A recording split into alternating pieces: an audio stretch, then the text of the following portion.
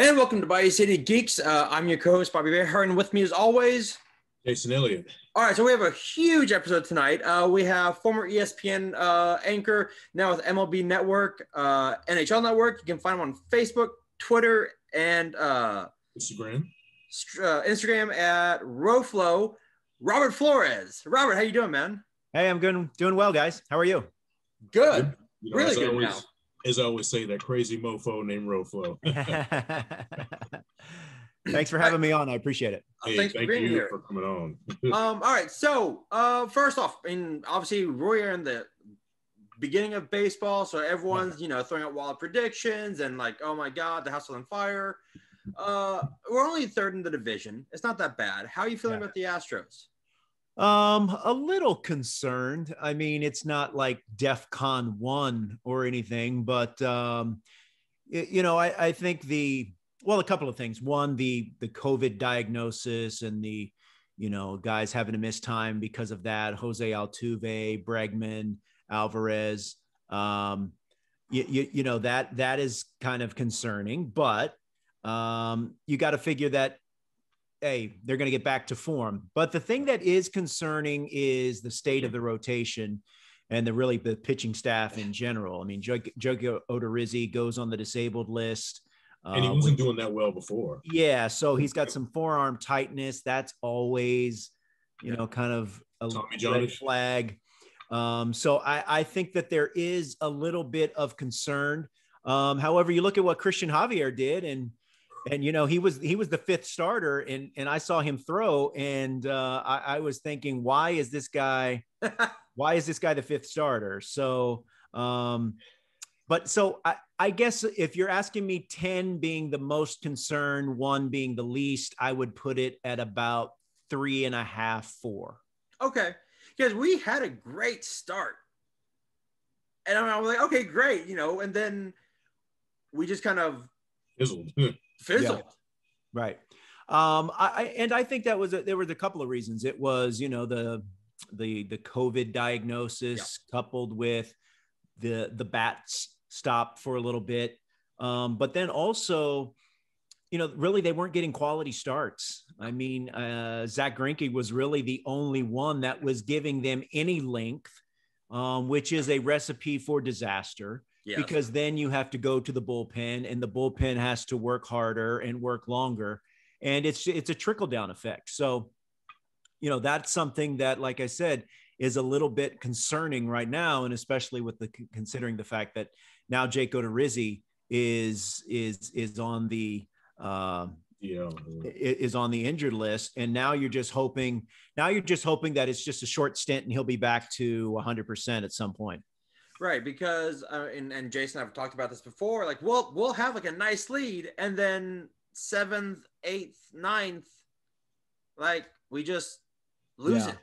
I think the bullpen. I think it's like, I thought going into the season they were an arm shy. Mm-hmm. Now Pedro Baez, who was really set back with I believe he had a COVID diagnosis as well. Yeah. So maybe he can shore up and provide some help. But even with him, I thought that they were an arm shy. Okay. Yeah, I mean, I had concerns about it too, and Kent Emmanuel. I mean, he pitched well, on Saturday. So I mean, hey, Saturday, and I think that trade deadline, Click has got to work some magic, because I've been reading, on the forums and everything, and all the Astros groups I'm in on Facebook, they're not too happy with him. I mean, they they're kind of wondering, hey, why you fire Luno? But well, I mean, look, I think that the Odorizzi signing was one of not necessarily desperation, but it was a need. I'm not sure that the Odorizzi signing would have happened if Framber Valdez had not been injured.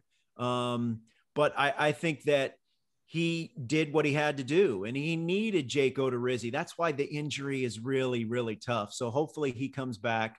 Speaking of Framber Valdez, they keep saying that he's progressing nicely, but they don't put a timetable on it. The fact that they're at least saying, hey, maybe he can come back at some point this year, that's a lot better than the initial diagnosis or the initial reports of he's going to need surgery and he's going to be out for the season. Yeah. Now you're a Houston Astros fan. I never really got your opinion on the whole sign stealing scandal. I mean, if you can just like give us your opinion on it. Yeah. I think that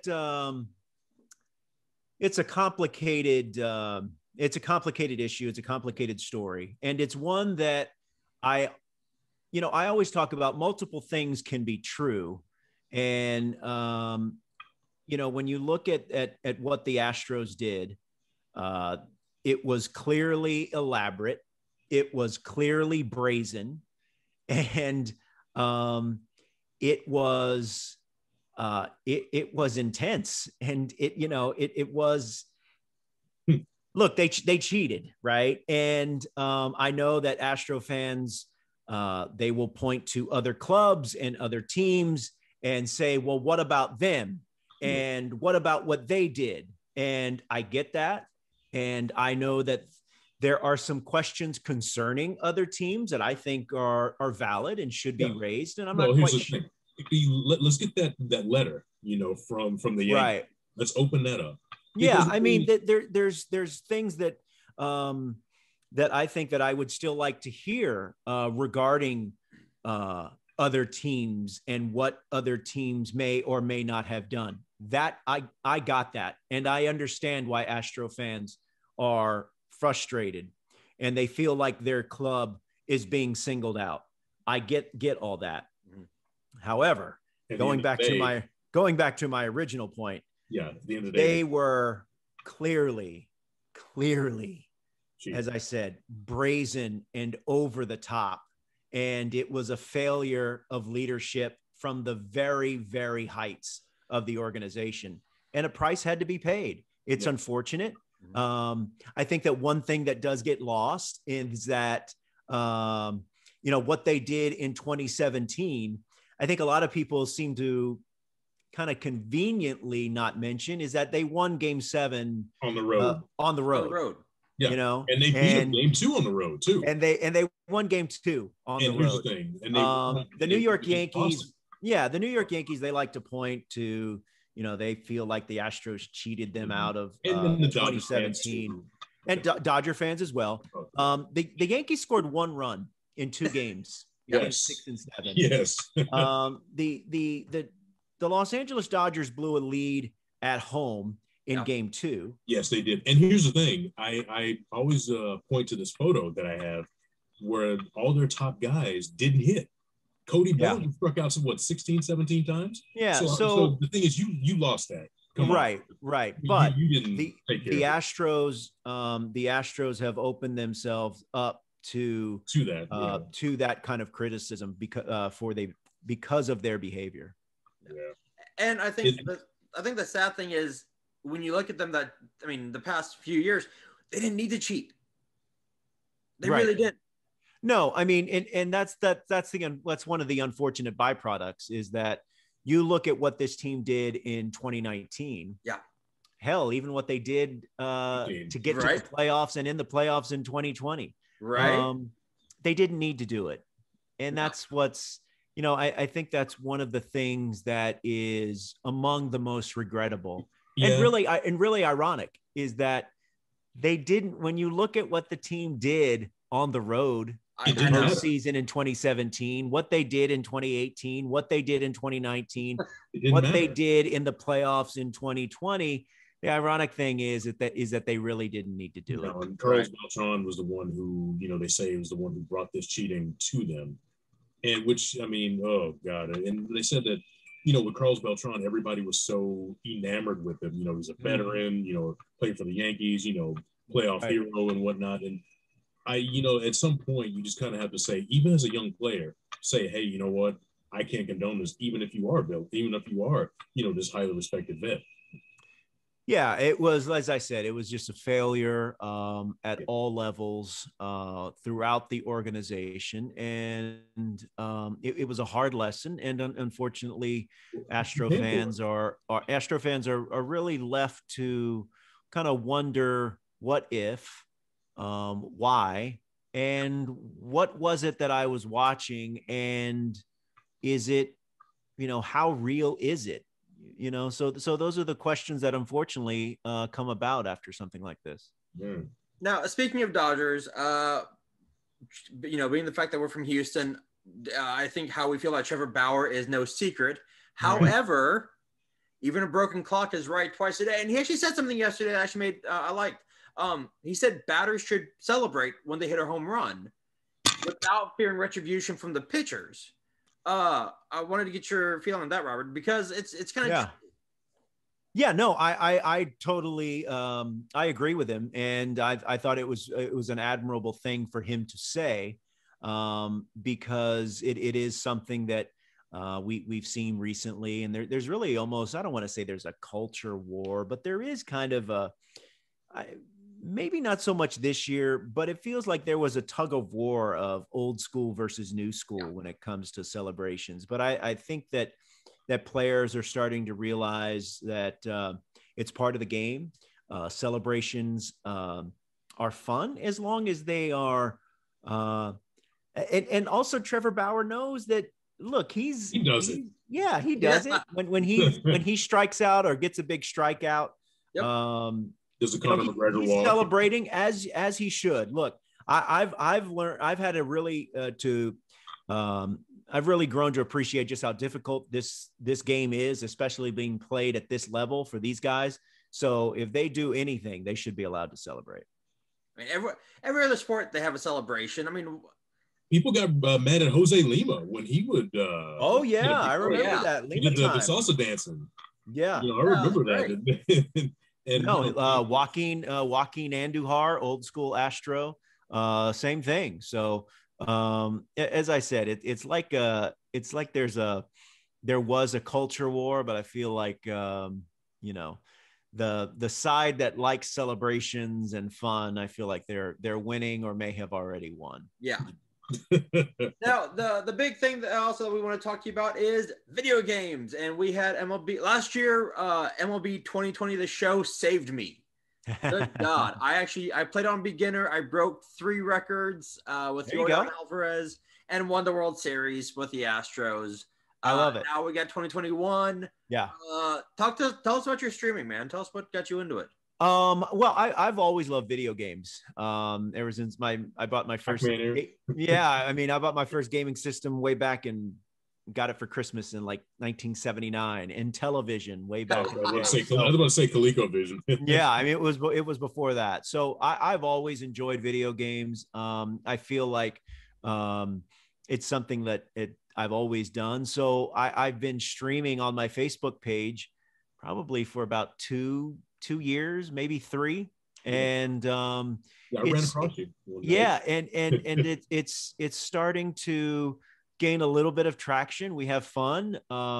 Jason is part of our is part of our crew, and I just think it's another way for me to connect with fans, hear from fans, also to just another forum, another place to talk baseball. So, and you've got quite a following, because the thing is, when I saw you, I was like, wait a minute, I'm like, that's Robert Flores from ESPN. I'm like, okay, cool. And the thing is, with MLB 21, I've never seen you as dialed in.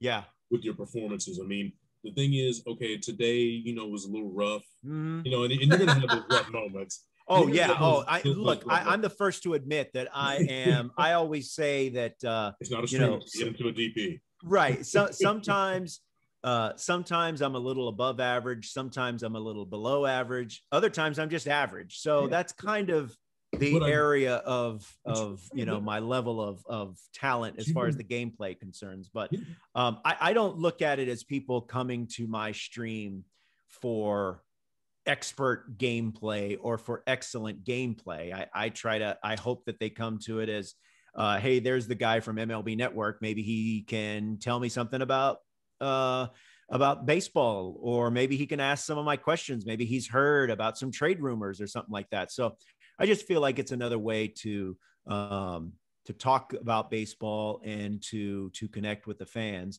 MLB The Show is obviously the game that I played a lot. but I do play other games. Yes. But I will say that when I am playing other games, inevitably someone will type in the chat, "Hey, how come you're not playing MLB The Show?" Yeah, I remember when you started playing Spider-Man, the Miles Morales Spider-Man. Yeah, they hated people were just like, huh? Like, why are you playing this? And, and they were like screaming for you to play. I know it is MLB guy. Yeah, and that's the thing, is because I am close. Obviously, working at MLB Network, there is that natural tie-in. Right. But I'm grateful that those ties exist, and heck, I've really been pleased to see how the stream has grown, and how it's like I said, it's a chance to interact with people in a whole new way. Yeah, and speaking of MLB 21, Robert, I don't know if you knew this, but Roflo here is in the game. Road to the show. Really? I don't have one yet. That's awesome.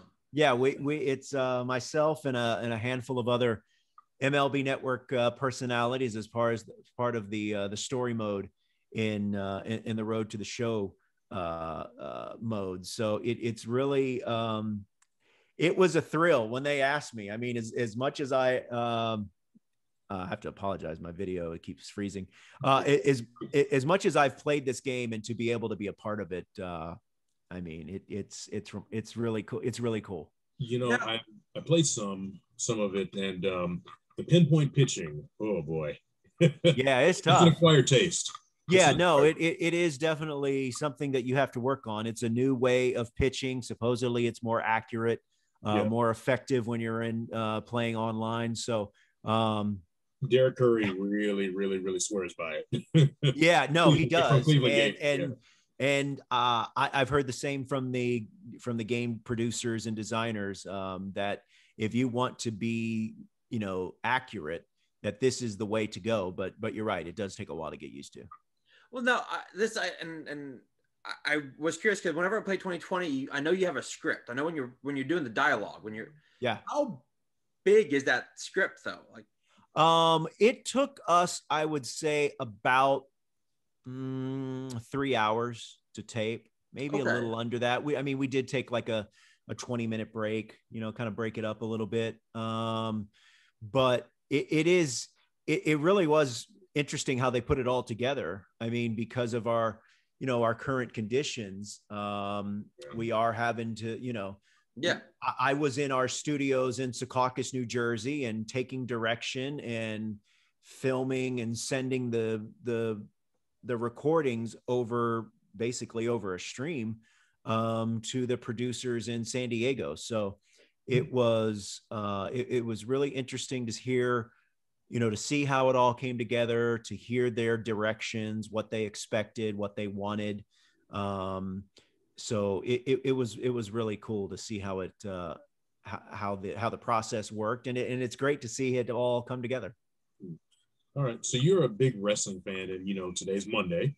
Yeah. So with Raw coming on tonight, what's your take on AEW? I feel that AEW, there's something that's not quite right with them. Yeah. No, I think I think they've done a lot of really good things. But you're right. There's something they haven't quite fully hit their stride yet. I'm hopeful. I really am. I think competition is good, and I think everything is. I think people are better when they have someone or something to compete against. So a viable challenger to the WWE and the wrestling space, I think, is something that's long overdue.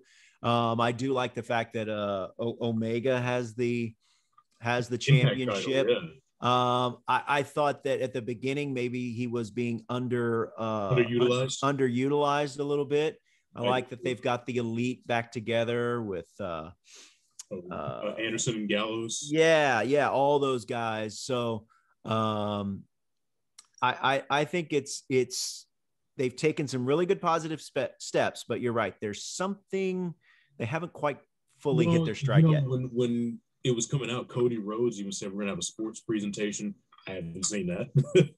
And the thing is, I think they need to stop the gymnastics.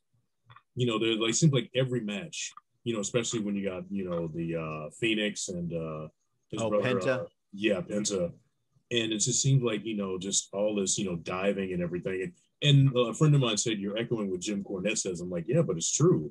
I mean, you know, hey, we want to see some mat wrestling. I mean, you can dive, anybody can dive over, you know. I think that everything is, you know, when I think about like the Attitude Era of WWE, aside from just amazing talents, and you're talking about Rock and Stone Cold and Triple H and Shawn Michaels, is that there was a little bit, those shows had a little bit of everything. Yeah.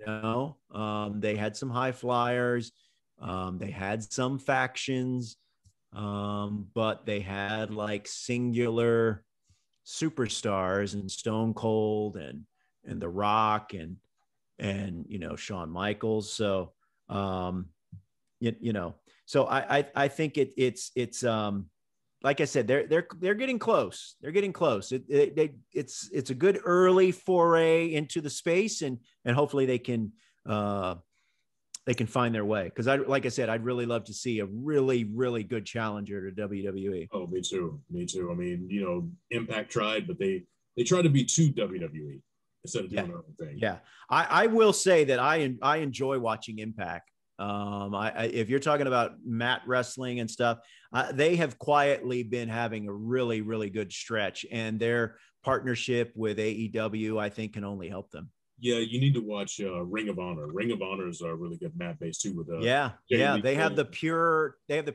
championship, which they brought back recently. I think last year. You know, Jonathan Gresham, who used to wrestle for Booker T's promotion here in town, he actually, you know, is there too. Tracy, you know, Hot Sauce Williams. I mean, he's a good mat wrestler. So I mean, Jay Lethal, you know, Black Machismo from Impact. Yeah. So, I mean, it's a good time to be a wrestling fan. I say that New Japan needs to come back with a TV deal, with an American TV deal. Yeah, I really like New Japan. I just like, you know, whenever there's a chance for, you know, that's why I like the AEW and the Impact partnership. It's just something different, you know. Something we haven't had that actually. Yeah, no, and it gives you that sense of, look, I'm a sucker for a good invasion angle. And which WWE tried to do, and they made all the WCW guys look stupid. Yeah, so you know, anything like that, I feel like I think is definitely a good thing. No, Robert. No, you're good, man. I know you got to get going. I'm sure you got a busy schedule ahead of you. Dude, thank you so much. You got it. For doing this. This is amazing. Bro, Flo, thank you. Hey, if you're ever in Houston, man, all three of us should get together and get a water. I will. Hey, I would like that. Hopefully, you know, well, heck, everything's wide open down there in Texas, right? So that's true. That is true. don't. Oh God. That's good. That's good to know. Okay. Yeah. Thanks for having me. Appreciate it.